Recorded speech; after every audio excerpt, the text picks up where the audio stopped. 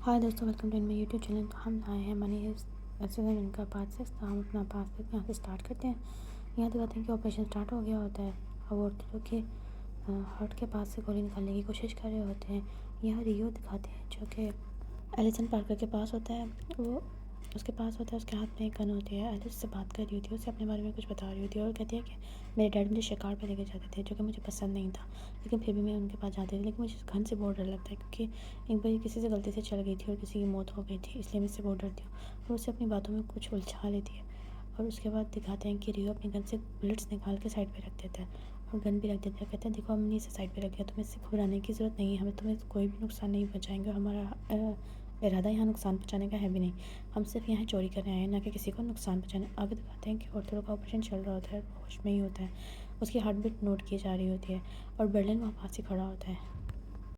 Angel चारों तरफ नज़र घुमा रहा होता है और सब चीज़ें नोट करने की कोशिश कर रहा होता है, लेकिन बर्लिन जो के पास ही होता है वो उसे कुछ भी नोट करने दे ही नहीं रहा होता। वो उसे बात बात पे कन्फ्यूज़ कर रहा होता है और उससे कहता है कि तुम क्यों खड़े हो, तुम भी असिस्ट करो, तुम भी तो एक डॉक्टर हो ना। तो वो एकदम परेशान हो जाता है, कहता है हाँ मैं भी डॉक्टर हूँ। और फिर वो भी कुछ करने की कोशिश करता है और इतने में वहाँ डैनवर आता है। उसे स्कैल्पर चाहिए होता है और वो देख रहा होता है कि कब ये ऑपरेशन ख़त्म होगा और उसे स्कैल्पर मिलेगा। लेकिन डॉक्टर्स जिनको रकेल ने और पुलिस ने कहा होता है कि उन्हें अपना टाइम वेस्ट करना है, तो वो अपना टाइम वेस्ट कर रहे होते हैं। इतने में दिखाते हैं कि रियो यहाँ वहाँ देख रहा होता है और एलिस की नज़र उसी पे होती है। वो उसे नोट कर रही होती है कि कब वो उसका ध्यान हटे और वो उसको टारगेट करे। सर्जरी के दौरान डेनवर भी डॉक्टर्स के साथ साथ होता है और उन्हें किसी इंस्ट्रूमेंट को बिना इजाज़त के हाथ लगाने नहीं दे रहा होता है। दूसरी तरफ हमें दिखाते हैं कि पुलिस वाले चोरों के ही गेटअप में अब मिनट के अंदर दाखिल हो चुके हैं एक इसी डक से। यहाँ एलिस के पास वो गन आ गई होती है और वो रियो पे तान देती है। रियो कहते हैं इसके अंदर कोई गोली नहीं है, तो एलिस बताती है कि इसमें एक गोली है जो कि हमेशा ही इसमें होती है। ये सुन के तो रियो थोड़ा परेशान हो जाता है, लेकिन फिर उसके वो एक छोटी गन जो कि उसके पास हमेशा ही होती है उसे पकड़ लेता है और उससे गन ले लेता है और अपने सारा मामला संभाल लेता है। सर्जरी में अर्थरो को एनेस्थीसिया दिया जा रहा होता है, लेकिन बर्लिन कहता है कि इसको लोकल एनेस्थीसिया दो। हम चाहते हैं कि अर्थरो हमसे बात करता रहे और वैसे एक लोकल एनेस्थीसिया लगाता है और साथ साथ अर्थरो से बात भी कर रहा होता है। अब अर्थरो तकरीबन होश में ही होता है, लेकिन उसकी सर्जरी चल रही होती है और बर्लिन एंजल से भी बात कर रहा होता है और उसको भी खूब तंग करने की कोशिश कर रहा होता है। दूसरी तरफ एसी डक के ज़रिए पुलिस वाले तकरीबन मिनट के अंदर दाखिल हो ही चुके होते हैं और यही सब पुलिस वाले भी मैप में देख रहे होते हैं क्योंकि उनके साथ भी ट्रैकर लगे होते हैं। बर्लिन उसे कहता है कि तुम्हारी बीवी का नाम कुछ और है, तुम्हें मोनिका याद आ रही थी और वक्त तो वो इस दुनिया में है भी नहीं। और वो इसी तरह ही बातें करके उसे खूब तंग करता है। आगे दिखाते हैं कि रियो को एलिस पे खूब गुस्सा आया होता है। वो उसकी खूब इंसल्ट करता है, कहता है कि मुझे अपना फ्रेंड समझने की ज़रूरत नहीं है, मैं तुम्हारा कोई दोस्त नहीं हूँ, ठीक है ना। आगे हम देखते हैं कि दोनों पुलिस वाले मिनट में दाखिल हो चुके हैं और रकेल से भी साथ साथ कॉन्टेक्ट में होते हैं। रकेल उनको नोट कर रही होती है कि अब वो कहाँ पहुँच रहे हैं। उनको बता रही होती है कि अब इस चीज़ का ध्यान रखना। यहाँ रियो एलिस की खूब इंसल्ट करता है। आगे दिखाते हैं कि मॉस्को बुखार चेक कर रहा होता है मोनिका का, जो कि बढ़ता ही जा रहा होता है। उससे बात करने की कोशिश करता है तो मोनिका उससे पूछती है कि आपको जब पता चला था कि आप बाप बनने वाले तो आपको कैसा महसूस हुआ था। तो वो उसे अपने बारे में कुछ बताता है ताकि उसे होश में रख सके और उससे बातें कर रहा होता है। उसे बताता है कि मेरा बेटा बहुत ही शैतान था, हालांकि मैं डरता था कि कहीं मेरा बेटा बेवकूफ़ ना हो, लेकिन जिसे लोग सारे तंग करें, लेकिन उल्टा ही हो गया, वो सबको तंग करता था, उसे हर वक्त स्कूल से निकाल दिया जाता था। तो मोनिका कहती है लेकिन वो फिर भी अच्छा है, वो एक अच्छा इंसान है। और मॉस्को कहते हैं हाँ वो अच्छा है, लेकिन उसकी माँ अच्छी नहीं थी, वो उसे अपनाना नहीं चाहती थी, वो उसे मारना चाहती थी। और वो इसी तरह की बात कर रहे होते हैं और उसके बाद मॉस्को काफ़ी सैड हो जाता है। और फिर दिखाते हैं कि मोनिका की तबीयत एकदम ख़राब हो जाती है। इतने देर में वहाँ डेनवर भी आ जाता है और उसके पास स्कैल्पर भी होता है। अब वो उसे एनेस्थीसिया देके ऑपरेट करने की कोशिश करते हैं, यानी कि उसकी गोली निकालने की। दोनों पुलिस ऑफिसर इसी ढक के ज़रिए मिनट में पहुंच चुके होते हैं और रकील से बात कर रहे होते हैं, लेकिन जैमर्स की वजह से बात नहीं पा रही होती है और सिग्नल ड्रॉप हो रहे होते हैं, इसलिए रकील को उनकी कोई बात समझ में नहीं आ रही होती है। यहाँ बर्लिन जो कि डॉक्टर्स को खूब परेशान कर रहा होता है सर्जरी के दौरान, और ख़ास तौर पे एंजल को। अभी दिखाते हैं कि मोनिका को होश आ गया होता है और डेनवर उसको संभाल रहा होता है, उससे बात कर रहा होता है ताकि वो होश में रह सके। मोनिका उससे पूछती है कि क्या तुमने मेरा लेटर दे दिया था ऑर्थर को। तो वो कहता है हाँ मैंने लेटर दे दिया। तो वो पूछती है कि उसने क्या जवाब दिया। तो उसे बताता है कि उसने बोला है कि वो तुम्हें ऑस्ट्रेलिया लेके जाएगा ताकि तुम खुश रहो। और वो बातें कर रहा होता है, साथ साथ मॉस्को जो होता है उसे इंजेक्शन लगाता है जिससे गोली निकालते हुए उसे कोई पेन ना हो। यहाँ दिखाते हैं कि जैमर्स की वजह से पुलिस वालों का राब्ता अब रकेल से नहीं हो रहा था, इसलिए उन्हें समझ नहीं आ रहा था वो आगे क्या करें।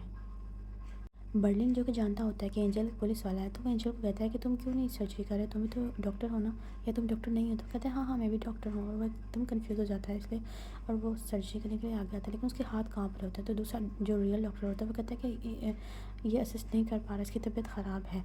तो एंजल कहते हैं हाँ मुझे वॉमिट आ रही है। तो बर्लिन किसी को बुला के कहता है कि इन्हें वॉशरूम में लेके जाएं, और जब तक ये वॉमिट नहीं करते हैं तब तक इनका सर पानी की बाल्टी में डुबो के रखें। और फिर दिखाते हैं कि प्रोफेसर कॉल करता है और कहता है कि अब दूसरा प्लान स्टार्ट करो। इतनी देर में दिखाते हैं नेहरू को एक लेटर मिलता है, वो कोई और नहीं बल्कि वही लेटर होता है जो कि मोनिका ने ऑर्थरो के लिए भेजा होता है, लेकिन वो गलती से डेनवर के हाथों से गिर गया होता है जब वो स्कैल्पल ले रहा होता है। यहाँ दिखाते हैं कि टाइम तकरीबन कंप्लीट हो गया होता है, वही टाइम जो अकेले ने दिया होता है सर्जरी के। और जैसे ही एंजल वॉशरूम से वापस बाहर आता है तो देखता है कि सारे हॉस्टेजेस के मास्क चेंज हो चुके होते हैं, यानी कि अब इनका प्लान जो कि उन्होंने बनाया था वो कामयाब नहीं हो सकता। वो डॉक्टर से बात करता है और जल्दी जल्दी वहाँ से निकलता है, और डॉक्टर्स को इशारा करता है कि अब हमें यहाँ से निकलना चाहिए, क्योंकि उसे समझ आ गया होता है कि अब उनका प्लान कामयाब नहीं करेगा, क्योंकि अब तो हॉस्टेजेस के मास्क चेंज हो चुके हैं। अगर पुलिस वाले इन यहाँ पे आएंगे तो यकीनन मारे जाएंगे या फिर पकड़े जाएंगे। दूसरी तरफ रकेल पुलिस वालों से बात करने की कोशिश कर रही होती है, लेकिन चैम्बर्स जो कि इन्होंने हॉस्टेज मिंट में लगाए होते हैं उसकी वजह से बात नहीं हो पा रही होती है। एंजल जल्दी जल्दी मिनट से निकलता है और डॉक्टर्स को भी साथ लेकर निकलता है। बर्टन से कुछ कह रहा होता है लेकिन वो जल्दी में होता है और वहाँ से निकलना चाहता है, और फिर फाइनली दिखाते हैं कि वो मिनट से निकल आया, उसका ध्यान चारों तरफ होता है और सबने ही डिफरेंट मास्क पहने होते हैं जो कि पहले वाले मास्क से तो काफ़ी मुख्तलिफ होते हैं। और फिर दिखाते हैं कि वो फाइनली दरवाजे से बाहर निकल गए हैं। यहाँ दिखाते हैं कि मोनिका की गोली निकालने की कोशिश की जा रही होती है, लेकिन वो डर रही होती है। असल में मॉस्को ने भी तो कभी गोली नहीं निकाली होती है ना। उतनी देर में वहाँ नैरोबी आ जाती है, जिसने वो लेटर पढ़ा होता है, उसे शक पड़ गया होता है कि मोनिका ज़िंदा है, और उससे कुछ आवाज़ें भी आ रही होती है, इसलिए वो दरवाज़ा बचाती है। और डेनवर, मॉस्को और खुद मोनिका भी काफ़ी डर चुके होते हैं, लेकिन समझ नहीं आता वो क्या करें। और फिर एकदम मोनिका जो कि नैरोबी जो कि बातें सुन रही होती है वो अंदर आती है, और वो डिसाइड करती है कि वो उनकी हेल्प करेगी, क्योंकि वो भी नहीं चाहती होती है कि प्रोफेसर का प्लान कामयाब ना हो। और नैरोबी जो कि सब में बहुत ही एक्सपर्ट होती है और वो अच्छी तरह स्कैल्पल भी यूज़ कर सकती होती है, वो उनकी हेल्प करने के लिए अब तैयार होती है। आगे दिखाते हैं कि मिनट से बाहर निकलती ही एंजल भागते हुए अपने कैंप की तरफ जाता है ताकि उन्हें मना कर सके। वो मुड़ के पीछे भी देख रहा होता है और भाग रहा होता है। ये सब कुछ रकेल देख रही होती है और वो जल्दी से बाहर निकलती है। इतनी देर में एंजल अंदर आ चुका होता है, वो उसे बताता है कि प्लान कैंसिल करो, उन्हें फ़ोन करके मना करो कि वो अंदर ना जाए। और यहाँ दिखाते हैं कि वो जैसे ही अंदर घुसने लगे होते हैं और इतनी देर में रकेल का सिग्नल उन्हें मिल जाता है कि वो अंदर नहीं जाएंगे।